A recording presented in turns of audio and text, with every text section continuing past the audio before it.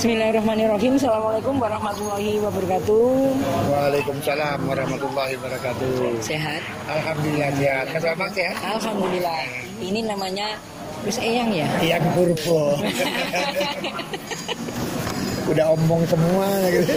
Mana? Wah, kita banyak yang hilang. Pak Purbo apa yang Purbo? Apa Ya. yang Bono? Nama lengkapnya sih Bono Purbo. Oh. Bono Purbo, tapi dulu pernah punya nama panggilan di udara, Eyang Purbo. Nah, waktu saya masih jadi penyiar. Wih, sekarang berapa? Ya, saya juga background media sebenarnya. Wih, ngalah sama Jimin aja. Jadi sampai tahun 2010-an saya masih 2010. siaran. Tapi terakhir lebih kepada bicara bisnis, bicara ya apa ya semacam kayak kerennya konsultan lah, gitu, kayak mastermind gitu. Aduh. Karena wes jadi di manajemen itu arep ning operasional males. Sebenarnya bukan males ya tepatnya, tapi udah terkondisi ya, udah nggak nyunggah lagi ya. Iya, tapi saya masih tetap karena saya selain menguasai sisi manajemennya, saya juga skill praktisnya itu juga saya paham, nah gitu. Jadi juga ketika ada yang salah di teman-teman, saya juga bisa bantu, bisa nunjukin. Kalau enggak, aku tuh ngerti, enggak dihapusi kalau. Jadi bujui uang nggak repot. Yang Sebenarnya di dalam lidahnya yang itu ada apanya toh? Sensor ngerasa gitu kok iso ngejos nih. Ya, gini. Jadi sebenarnya yang ngerasain bukan saya, yang ngerasain bukan saya. Kita punya master cook-nya kan ya, yang ini. Tapi setelah nanti kok ada kurangnya, kita diskusiin dulu.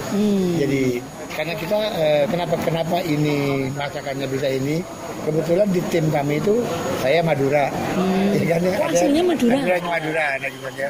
Ada yang dari Semarang, nah gitu kan ya, ada yang dari Surabaya, kemudian ada yang asli Solo, ya kan, ada yang Jakarta, nah gitu kan ya.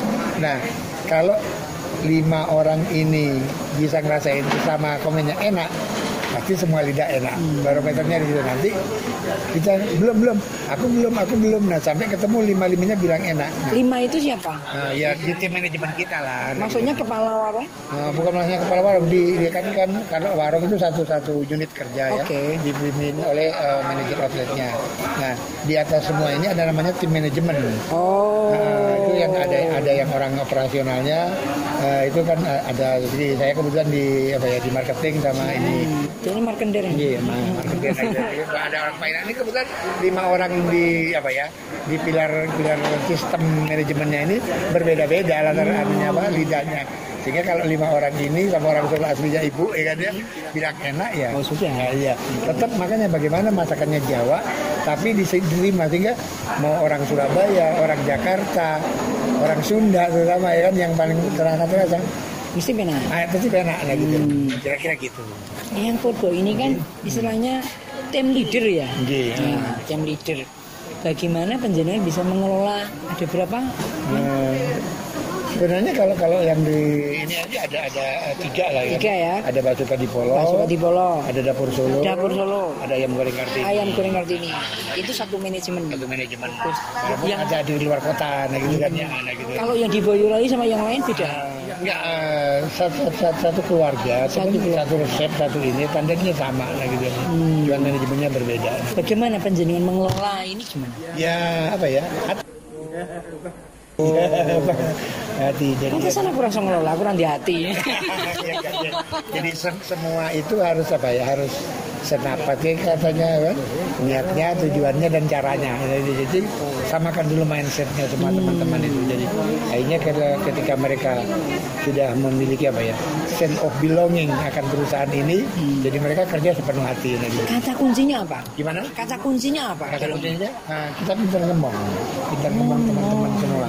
Jadi saya punya 7 kepala departemen, saya juga punya 7 macam kunci yang berbeda. Karena untuk membuka kunci si A akan berbeda dengan si B kuncinya. Kira-kira begitu. Jadi kunci berlapis? Ya bukan berlapis, tiap orang punya kuncinya masing-masing. Gak berlapis, jadi gak bisa kuncinya Mas Bambang saya buka buat kuncinya Pak Widjo, gak bisa. Jadi Mas Widjo harus dibuka pakai kuncinya Mas Widjo. Sendiri ya? Sendiri, kayak kamar lah. Kita punya 7 kamar. Saya pesan kamar 1. Kuncinya berbeda. Ya, Nggih. ini apakah strateginya yang berbeda? Misalnya kan yang di Kadipolo itu spesialnya bakso, di sini biasanya tengkleng. Terus yang di Kartini ayam goreng itu memang penguatan. Segmen pasarnya berbeda. Tembakannya. GTPL-nya. Jadi kalau dapur Solo yang editorium UMS ini lebih memang kepada tetap mayoritasnya masyarakat Solo Raya ya. Nah, tapi membidik tambahannya kita kepada travel bureau. Apalagi Solo kan sudah salah satu tujuan wisata ya. Bahkan di 2019 kemarin destinasi tertinggi kan, sejajar dengan Bandung kan. Nah, jadi kalau 5 terbaik itu Bandung, Solo satu ini, kemudian ada Jakarta, Surabaya baru kota apa satunya lagi kan. Jadi Solo kan destinasi terbaik untuk di bidang kulinernya. Nah, gitu kan. Surganya. Ya, anak apa sih yang ada di Solo? Nasi uduk ada, empek-empek ada, sampai misalnya tinutuan, pernah tahu tinutuan? Tinutuan itu buburnya orang Manado, nah gitu kan ya. Nah, gitu kan ya. Nah itu dabu-dabu iris di Solo ini ada, nggak tahu nanti tak ajak ke sana. Iya gitu. Itu ada, semua makanan dari Sabang sampai Merauke di sini ada. Nah gitu. Ayam tangkep dari Aceh juga ada. Ayam tangkep. Iya, ayam tangkep nah gitu. Bukan ayam cekal. Rasanya dhewe kalah ya. Karo yang Bono Nah itu kalah. kan, nah untuk itulah makanya saya dipercaya menjadi semacam tim bisnis developernya dari perusahaan ini kan. Ya apa ya? Ya makanya kan Panji itu ya. lidahnya aja sensornya apa sih gitu. Kreasinya agak banyak nah gitu. Nah, itu jadinya kuncinya berbeda-beda Pak. Tanya, non saya usianya berapa? Masih muda kan Mas? Makanya dipanggil Eyang nah gitu kan ya. Yang jelas sudah lebih dari 60 nah gitu. Wow. Lebih dari 60 nah, gitu. Jadi sudah banyak masam-masam garam. Ya, sampai kecut baunya aja. Kecut. Kalau kita keluar sebentar dari dapur Solo. Ya. Awalnya berkarir itu tahun berapa dan di mana? Saya background pertama ini ya kuli. Tukang sapu. Awal kerjanya tukang sapu. Belajar naik sampai akhirnya saya di lembaga pendidikan saya bisa jadi semacam wakil direktur lah di lembaga pendidikan itu. Nah, tapi yang bukan urusan akademisnya, lebih pada urusan bisnisnya. Manajemen ya. Nah itu, akhirnya saya pindah ke perusahaan lain. Saya kerja di lembaga pengembangan SDM. Jadi saya sampai bisa jadi direktur training ya di lembaga itu, lembaga nasional dah. Jadi banyak men-training di berbagai perusahaan. Saya juga pernah kerja di perusahaan rotan, mebel dan handicraft, gitu kan ya. Saya juga masih zaman-zaman dapet dulu dia pernah jadi kulit tinta kan. Zaman dulu kan kulit tinta, itu kan kulit disket. Nah, kan sekarang kulit flash disk ya, gitu kan ya. Nggak pakai tinta lagi kan ya. Jadi saya pasti ngalami ketika bikin artikel masih ngetik. Pakai traktor terus berarti kita udah tua ya? Iya, kan.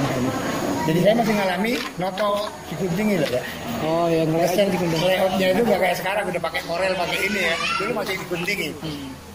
Ketika ini ulang, jidek lo kalimatnya lah gitu. Iya, ngepaske gitu. Yang, nah, saya tidak tanya yang paling enak, tapi saya tanya sekarang di sini, apa kesan dan menarik? Nah, saya di sini bergabung di perusahaan ini saya banyak belajar, terutama tentang kehidupan. Karena dari almarhum pemiliknya banyak ngajari saya untuk lebih sadar. Jalan balik pun makin cedek, nah itu yang membuat saya betah di sini.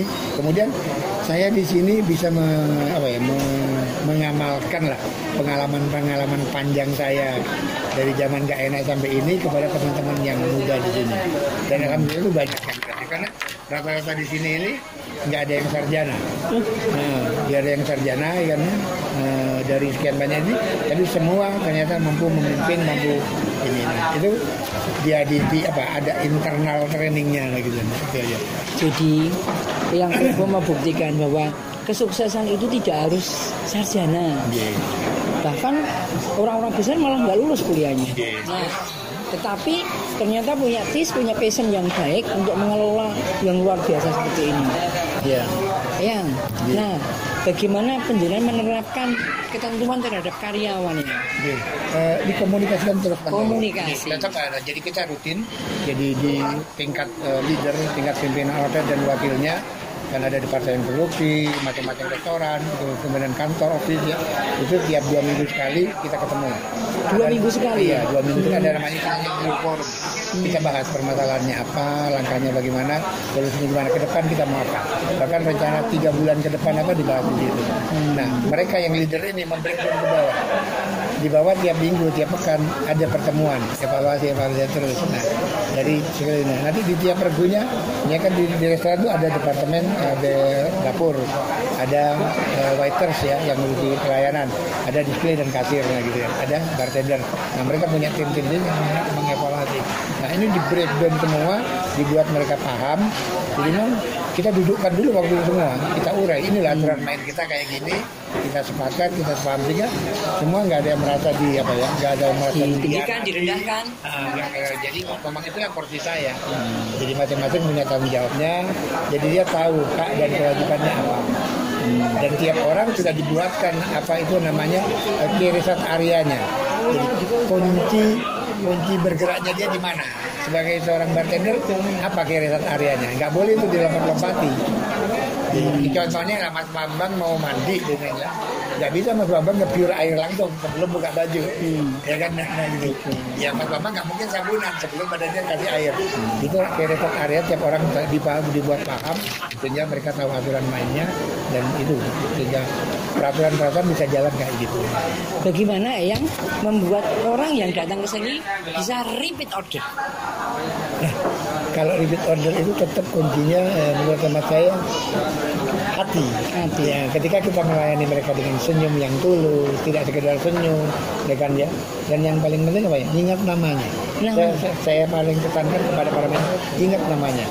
Nah, gitu. Juga karena disapa. Mungkin. Bukan kabarnya Pak Bambang, ya Pak Bambang. Masa lagu kasar-kasar. Itu saya juga pernah belajar dari restoran saya waktu itu ada di Jakarta. Saya pernah sering datang ke situ. Ya, saya dikenal waktu itu dengan Mas Bonbon ya. Masih muda juga Mas Bonbon. Pelajaran zaman 80-an lah. Kalau saya datang ke situ, anak-anaknya pegawainya, "Woi Mas Bonbon, apa kabar? Wah, lama nggak ke sini ya?" Nah, saya dengan teman-teman saya, terkenal juga lu di sini ya. Nah, kita senang ya. Kira-kira gitu. Makanya saya pesan sama teman-teman, hormati dia, ingat namanya, dan tulus kita meladeni. Itu orang pasti akan lebih contoh. Karena ketika membeli itu bukan rasa loh Mas, bukan harga, tapi trust, rasa kepercayaan. Betul. Value yang Ya, value. Terakhir ya, Yes, ya. harapannya apa ke depan? Harapannya ke depan saya kepingin semua usaha kuliner itu tetap bangkit lagi karena ya gimana pun juga pandemi. Wah, ngeres ya Pak. Gimana pun juga era pandemi ini semua pasti ngadepin drop turun ya, dari bawah. Nah gitu. Itu kemudian semoga pandemi segera berlalu sehingga semua bisa normal kembali dulu. Tapi alhamdulillah di kami ya kita tidak melakukan pengurangan karyawan, alhamdulillah kita juga masih bisa bertahan, tidak memotong gaji karyawan. Nah, yang sekarang ya alhamdulillah karena puasa ya kerjanya mereka lebih pendek. Nah, kalau dulu kan dari jam 7 sampai jam 9 malam berarti sekarang kerja dari jam 4 sampai jam 9 malam. Harapannya ke depan semoga pandemi segera berlalu sehingga karena kuliner ya semua usaha bangkit kembali. Luar biasa teman-teman, ini adalah orang yang tadi saya katakan sudah makan asam garang luar biasa, mungkin ulah mendiwes dan sudah terbukti bertahun-tahun dan terakhirnya dia adalah kepala warung di seluruh ini apa sih istilahnya nama grupnya apa sih? Ya, Dapur Solo. Pak Soka di Polo Group. Oh, Pak Soka di Polo Group. Semoga perbincangan kita ada manfaatnya, menginspirasi, memotivasi bahwa tidak putus asa, terus bangkit semangat. Dan assalamualaikum warahmatullahi wabarakatuh. Waalaikumsalam warahmatullahi wabarakatuh. Bener orang yang ngomong. Benar.